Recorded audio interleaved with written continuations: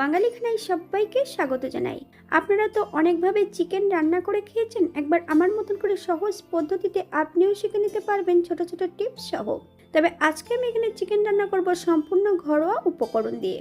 খেতে কিন্তু এতটাই সুস্বাদু হয়েছিল, আপনি একবার রান্না করলে বারবার রান্না করবেন। তবে আজকে আমি এখানে চিকেন কিভাবে রান্না করলাম ঘরোয়া উপকরণ দিয়ে, চলুন সেটা একবার দেখে নেওয়া যাক ভিডিওর মাধ্যমে।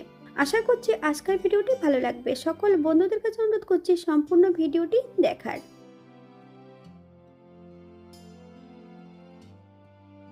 এখানে আমি আগের থেকে 1 কেজি চিকেন নিয়ে নিয়েছি। চিকেনটাকে ধুয়ে পরিষ্কার করে রেখেছি। এই পর্যায়ে আমি চিকেনটা ম্যারিনেট করে নেব। 1 চামচ লবণ, 1 চামচ হলুদের গুঁড়ো, বেশ কিছুটা কাঁচা সর্ষের তেল, 100 গ্রাম টক দইয়ের আমি আগের থেকে জল ঝরিয়ে নিয়েছি। সম্পূর্ণ টক দইটা অ্যাড করে দেব। মাংসটাকে বেশ ভালো করে মাখিয়ে নিতে হবে। 30 থেকে 40 মিনিটের জন্য মাংসটাকে রেস্টে রেখে দেব। যদি আপনারা বেশি সময় রেখে দিতে চান তাহলে কিন্তু ফ্রিজে রেখে দেবেন।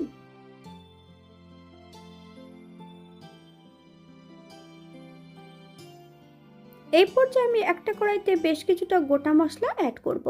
আপনারা একবার স্ক্রিনের দিকে ফলো করবেন। 1 চামচ জিরে, 2 চামচ ধনে, একটা কালো এলাচ, 4টে লবঙ্গ, বেশ কিছুটা জায়ফল, 1 চামচের মতন গোলমরিচ,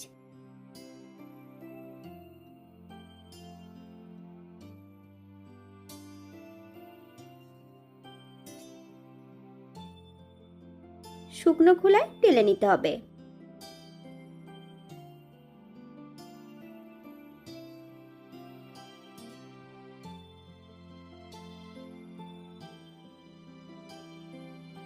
মশলা ভাজার মাঝপথে দারচিনি আর এলাচ অ্যাড করব।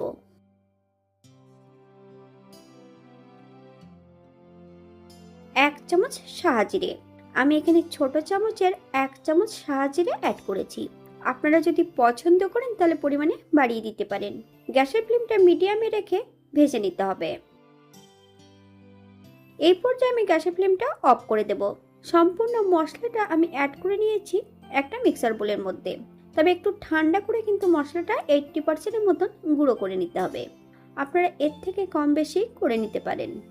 আমি রান্নাটি করব কিন্তু সাদা তেলে। একটা কড়াইতে বেশ কিছুটা সাদা তেল অ্যাড করেছি। তেল গরম হওয়া পর্যন্ত অপেক্ষা করতে হবে।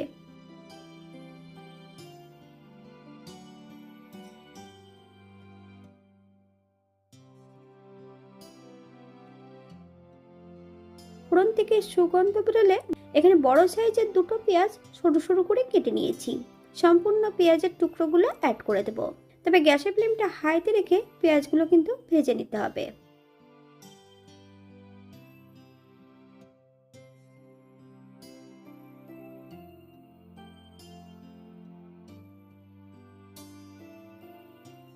মিডিয়াম সাইজের 2টো রসুন 80% মতন বেটে নিয়েছি।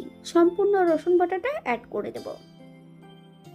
গ্যাসের ফ্লেমটা হাইতে রেখে বেশ কিছু সময় ভেজে নিতে হবে, অথবা যতক্ষণ পেঁয়াজ রসুন থেকে কাঁচা গন্ধ ছাড়ছে ততক্ষণ বেশ ভালো করে ভেজে নিতে হবে।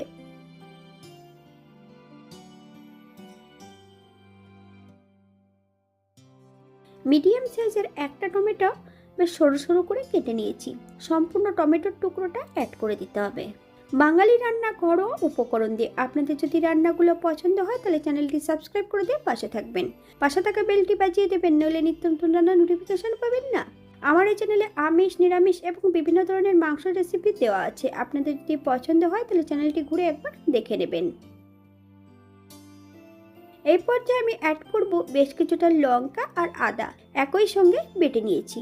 তবে আমি এখানে শুকনো লঙ্কা অ্যাড করছি। আপনারা যদি কাঁচা লঙ্কা পছন্দ করেন তাহলে কাঁচা লঙ্কা অ্যাড করতে পারেন। গ্যাসের ফ্লেমটা মিডিয়ামে রেখে বেশ কিছু সময় মশলাটা ভেজে নেব।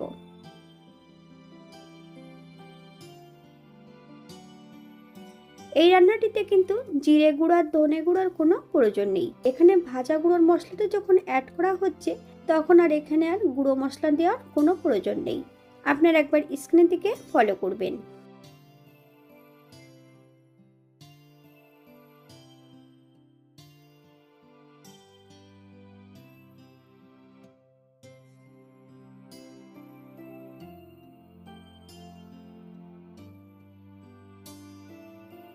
তবে গ্যাসের ফ্লেমটা লোতে রেখে সম্পূর্ণ মাংসগুলো অ্যাড করতে হবে।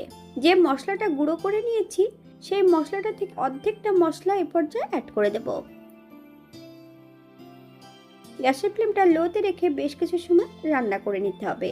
আপনারা একবার স্ক্রিনের দিকে ফলো করবেন। আজকে চিকেনটা কিন্তু রান্না হবে সম্পূর্ণ জল ছাড়া।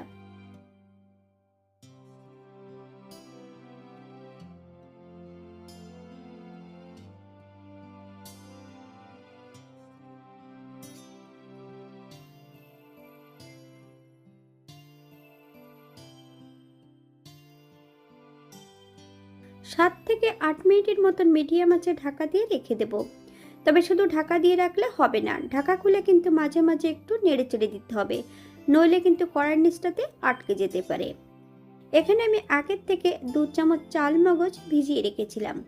সামান্য একটু জল দিয়ে একটা মিহি পেস্ট তৈরি করে নেব। চিকেন থেকে বেশ অনেকটা জল ছেড়ে দিয়েছে। এই পর্যায়ে গ্যাসের ফ্লেমটা হাইতে রেখে বেশ কিছু সময় রান্না করে নিতে হবে।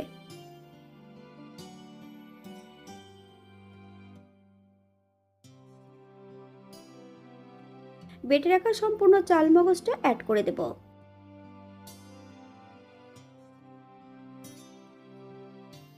আমি এখানে স্বাদের জন্য সামান্য একটু চিনি অ্যাড করেছি। আপনারা যদি পছন্দ করেন তাহলে পরিমাণে বাড়িয়ে দিতে পারেন। গ্যাসের ফ্লেমটা মিডিয়ামে রেখে বেশ 5 থেকে 7 মিনিটের মতন রান্না করে নিন। 5 থেকে 6টা কাঁচা লঙ্কা ফালি দিয়ে অ্যাড করেছি।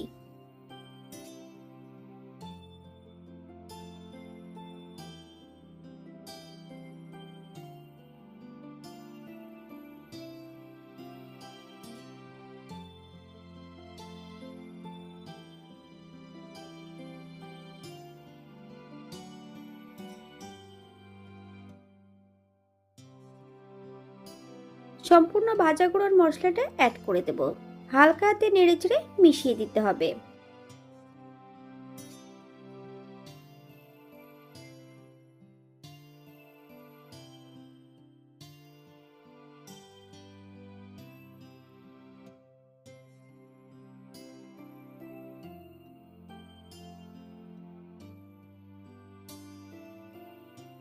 এক চামচ ঘি।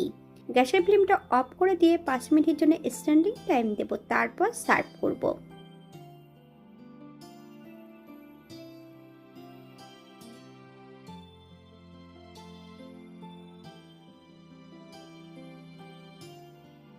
এটা দেখতে যেমন ভারী সুন্দর হয়েছিল, এটা গরম ভাতে, রুটি, পরোটা, লুচি সবকিছুর সঙ্গে অসম্ভব ভালো লাগবে। আপনারা বাড়িতে একবার একই পদ্ধতিতে বানিয়ে নেবেন।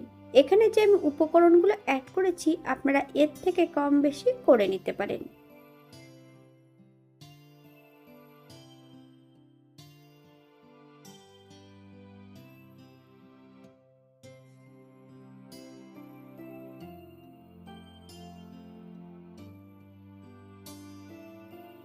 আজকের ভিডিওটি এই পর্যন্ত। সবাই সুস্থ থাকবেন, ভালো থাকবেন। অন্যদিন নতুন রেসিপি নিয়ে আপনাদের সামনে আবার আমি হাজির হব। নতুন ও পুরনো সকল বন্ধুদের অসংখ্য ধন্যবাদ ভিডিওটি দেখার জন্য। হাতে যদি সময় থাকে তাহলে একটা লাইক, কমেন্ট, শেয়ার করবেন।